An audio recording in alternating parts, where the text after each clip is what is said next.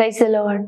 ఆదికాండం 19:21 చూసినట్లయితే, నీ మనవి నేను అంగీకరించి తినని ప్రభు ఈరోజు వాగ్దానం చేస్తున్నాడు. నిజమే దేవుని బిడ్డ, మన దేవుడు ఎవరు తెలుసా? మన ప్రార్థనలు ఆలకించే దేవుడు.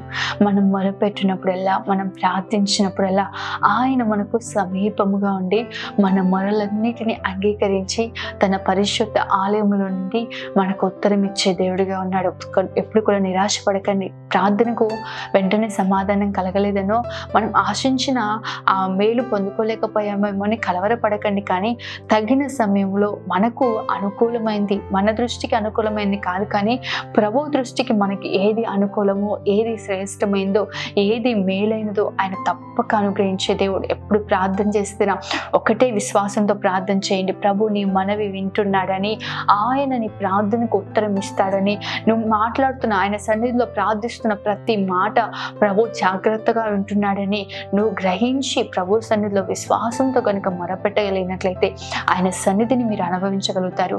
మీ ప్రతి ప్రార్థనకు మీరు సమాధానం కన్నులారా చూస్తారు. ఆమేన్. God bless you.